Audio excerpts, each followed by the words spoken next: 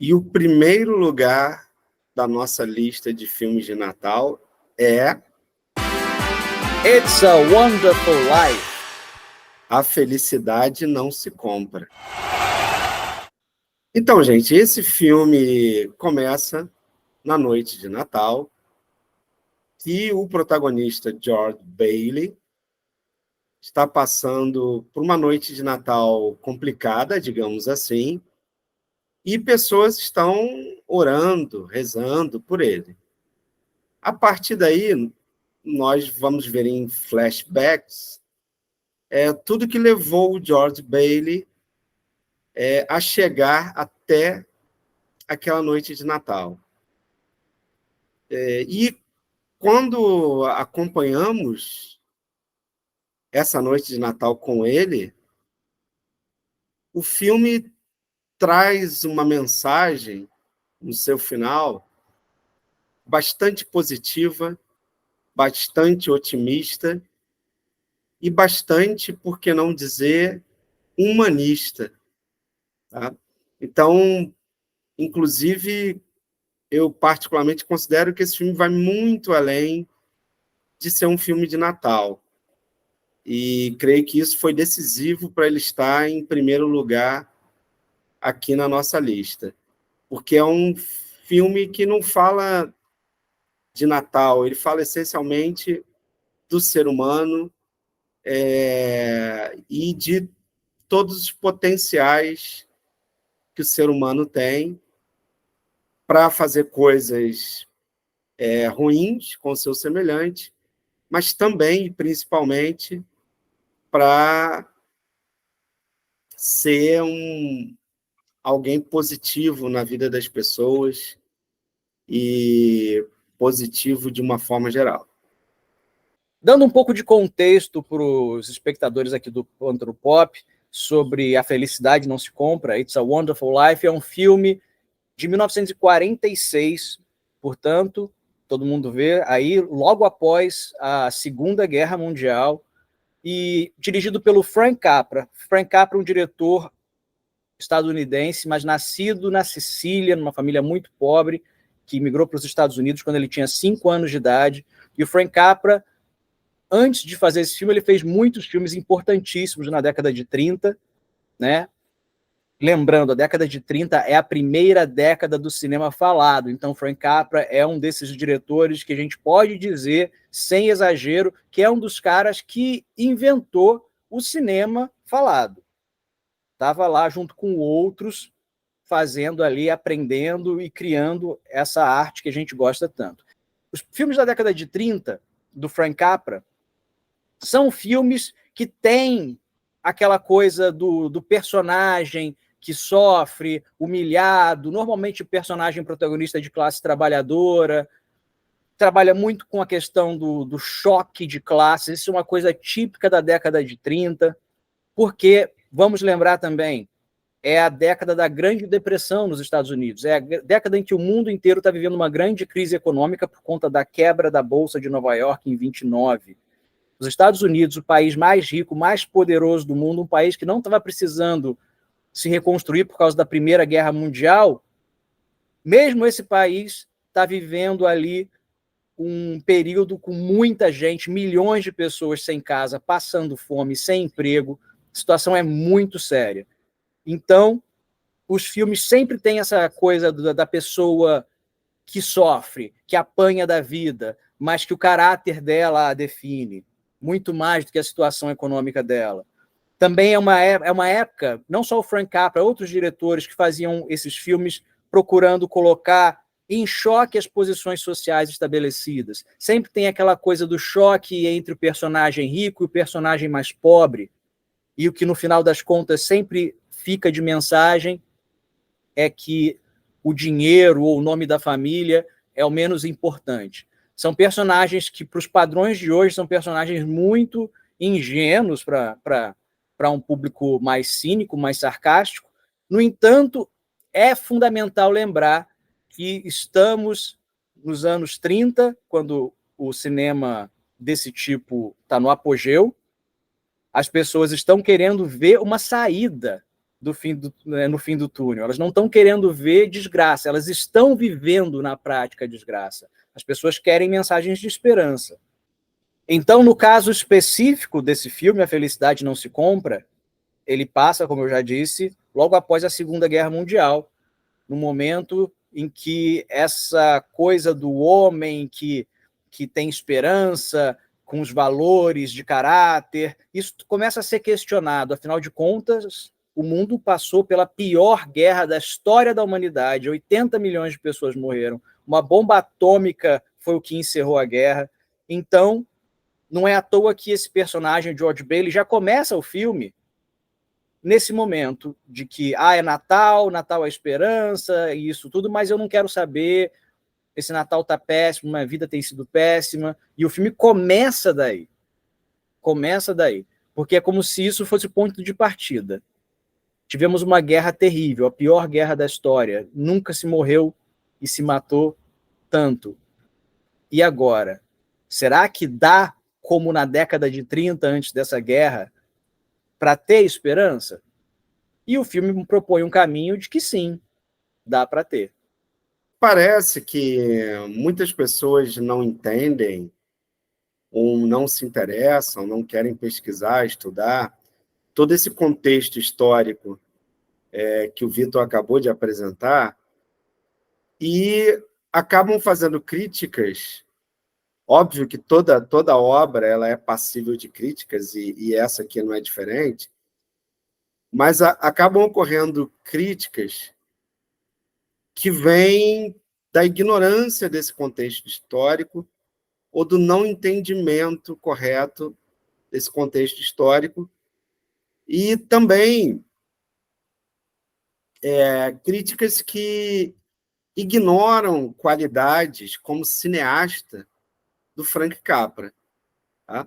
Então, por exemplo, é muito comum você vai encontrar no YouTube pessoas dizendo mas esse filme é um filme piegas, esse filme era um filme para levantar o moral dos estadunidenses pós-guerra, como se assim, o Frank Capra não tivesse nenhuma qualidade, né? Então, as pessoas gostam desse filme só porque ele é piegas. Então, a coisa do piegas tem muito a ver, que essas pessoas chamam de piegas, tem muito a ver com esse contexto histórico, né? Então, como o Vitor falou, eles estão saindo de uma guerra que matou tanto, então eles não querem, as pessoas não queriam estar vendo no cinema desgraça, porque desgraça era o que estava se vivendo, né? Então as pessoas queriam ver a luz no fim do túnel. Tá? Então tem muito a ver com esse contexto histórico, essas acusações de piegas e etc. E um outro ponto que se ignora é a qualidade de Frank Capra como contador de história, a narrativa do filme. Porque o filme começa como se fosse um personagem assistindo a um filme sobre George Bailey, né? Então tem ali um falso filme dentro do filme. Isso por si só já é uma narrativa, para a gente pensar nos anos 40, bastante inovadora, bastante interessante. O cinema, em 1946, o cinema falado, tinha menos de 20 anos. Vamos parar a pensar sobre isso. Uma pessoa que esteja aí nos seus 30 anos, pensa aí, o que é 20 anos? É ontem. A pessoa que está com 40 ou mais, como a gente, é ontem. O cinema era da idade da rede social nessa época. Então, esses caras estão colocando as pedras do caminho das pedras para todos os cineastas que vêm depois. Então, quando as pessoas... Eu costumo falar, as pessoas que dizem que adoram cinema e gostam mesmo, entendem até consideravelmente de cinema, mas que não conseguem olhar para esses cineastas das primeiras décadas do cinema falado e ver qualidade neles, e ver que, mas esse negócio que o Evandro falou aí, já vi isso em vários filmes. Você viu porque fizeram depois, né? É igual você ver um filme do Buster Keaton, essas gags aí a gente vê em um monte de filme aí, não sei o quê, mas quem começou a inventar essa coisa de comédia física, de que cai, tropeça, né, que se pendura nas coisas, foi ele, foi o Chaplin, foi o Lloyd, foram esses caras. Depois fica parecendo que isso é tão banal, não é? Não é. Outra coisa que eu acho muito importante também é importante pensar, o Frank Capra, ele fazia personagens que, para a gente, tem um caráter ingênuo. Porque nós somos uma geração que vem já fruto de guerra mundial, guerra fria, em que as pessoas estavam ali, será que vai ter uma guerra nuclear que vai acabar o mundo?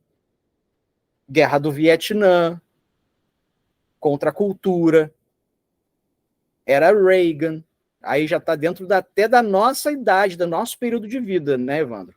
Sim, sim.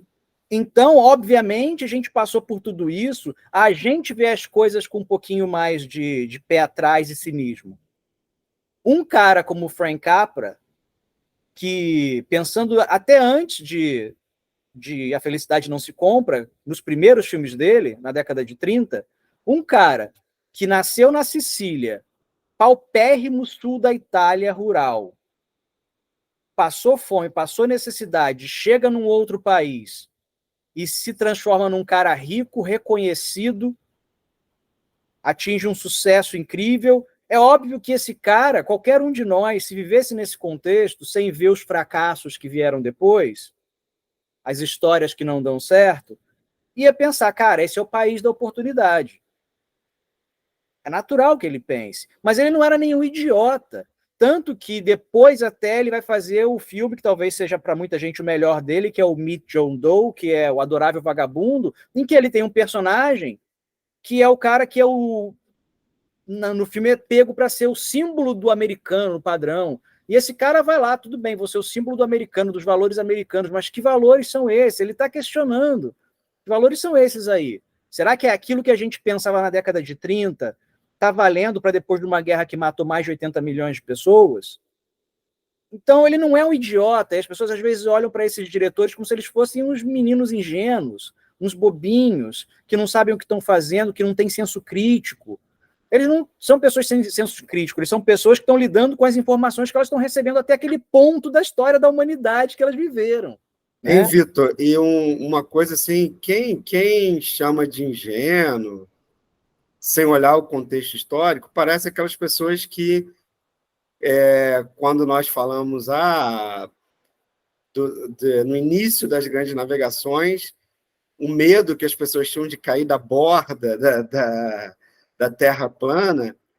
E aí eu lembro que alunos meus davam risada, como esses caras eram idiotas. Eu falava, não, eles não eram idiotas. A gente vê, não. Na verdade, idiota é quem está acreditando nisso hoje, né? Sim, quem acredita nisso hoje é idiota. Agora, naquela Idiota. época, a informação que se tinha era muito menor. Isso. O contexto mental, por causa de uma dominação religiosa também na cabeça das pessoas, era outro. Outra coisa que é muito importante dentro de um contexto histórico e de história do cinema americano que as pessoas deveriam pensar é o chamado Hays Code. Durante o período de 1934 a 1968, os filmes dos Estados Unidos eram dominados por esse código, Código Hays, que era um grupo de regras do que você podia ou não podia fazer nos filmes. Coisas como o beijo não pode ser caliente demais, não pode ter língua, não pode ser... Até o James Stewart, protagonista do nosso filme de hoje, foi pedido para ele não fazer um bêbado que fosse ofensivo, agressivo. Uma pessoa que talvez não saiba disso vai pensar, mas esse bêbado do James Stewart não é tão bêbado assim, já vi melhores. Mas ele está tendo que fazer um bêbado dentro de uma restrição, de uma regra de como fazer cinema. O Frank Capra e todos os diretores dos anos 30, Howard Hawks, etc., esses caras eles tinham que falar de sexo sem poder ter cena de sexo. E eles faziam isso brilhantemente com todos os embates que eles criavam entre os personagens masculino e feminino. Eles queriam falar sobre questão de homossexualidade e eles falavam isso através de coisas que estavam muito sutis. É preciso uma mufa para poder ver esses filmes dos anos 30. É preciso Tem muita gente inteligente pra caramba que dá mole quando vai ver filmes da era de ouro de Hollywood. Tão inteligente, tão cheio de sacação, e não consegue perceber que esses caras estavam operando numa limitação, e assim foi o cinema dos Estados Unidos até 68, numa limitação do que pode e não pode fazer, em termos de como falar de política, do como mostrar um bêbado, do como mostrar uma coisa sexual. E esses caras tinham que falar sobre tudo isso e tá ali nas entrelinhas, e as pessoas não podiam ver graficamente na frente, mas eles falavam. Todos os filmes do Howard Hawks, do Frank Capra e todos esses caras dos Estados Unidos dos anos 30, 40 estão tendo cena de sexo, sem ter ninguém sem roupa, sem ter ninguém sem se agarrando. Esse próprio filme A Felicidade Não Se Compra tem uma cena que a gente pode dar spoiler, Evandro? Pode, claro. Que é uma cena em que a personagem, que é o interesse amoroso do George Bailey, interpretada pela maravilhosa Donna Reed,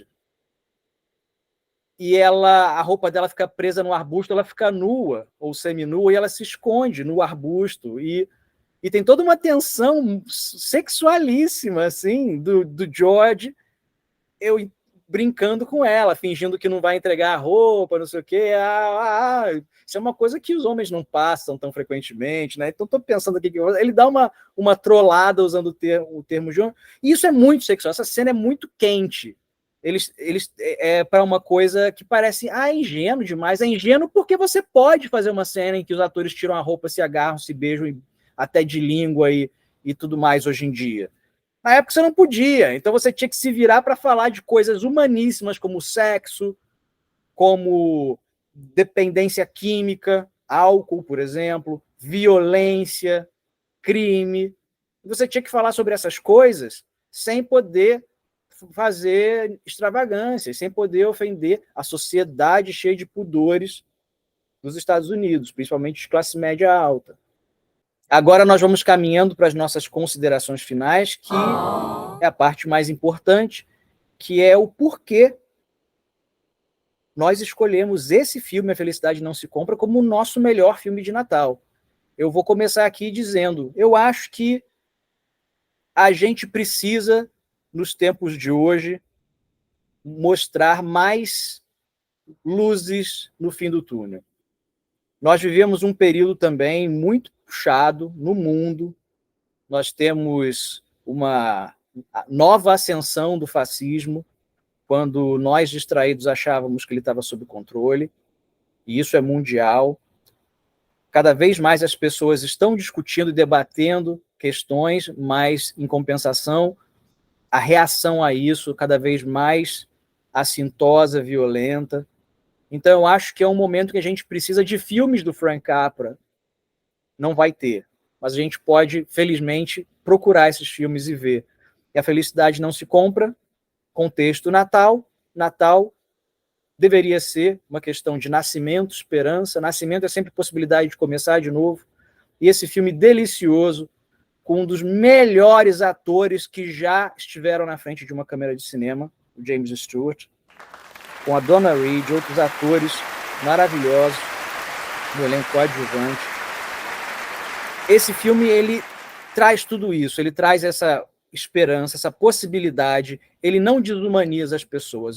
Então, o herói do filme é um herói mesmo, ele não é um anti-herói. Não é o herói no sentido do cara que vai salvar o mundo, o cara que é perfeito, mas ele é o herói no sentido do cara que supera um obstáculo e que vai chegar mais sábio no final da história. Esse filme, ele é especial demais para mim, porque, além de considerar o melhor filme de Natal, eu considero esse filme o melhor filme da história do cinema, empatado com Era Uma Vez no Oeste, que é um filme completamente o oposto desse, para ver as contradições que nos constroem. Então, eu considero esse filme número 1, para mim, da história do cinema, e, é óbvio, o melhor de Natal disparado. E essa é a minha opinião, eu não tenho vergonha nenhuma de dizer isso. Uma história, sempre o que vai me mover, o que vai me aproximar de uma história é a emoção, né? E o que não falta nesse filme aqui é emoção, e uma emoção sem apelação, uma emoção construída dentro de um sentido que uma história tem. E essa emoção, assim, eu conheço várias pessoas que chegam ao final desse filme aos prantos, né? E comigo não foi diferente da primeira vez que eu assisti. E concordo inteiramente com o Vitor. Eu acho que assim, o mundo de 2023 e o de 2024 que está chegando aí, batendo a porta, é uma grande neblina sobre o oceano, e filmes como A Felicidade Não Se Compra são um farol que estão lá e que nós precisamos demais desse farol nos guiando aí em meio a essa neblina tão densa, que não dá sinais de se dissipar tão cedo.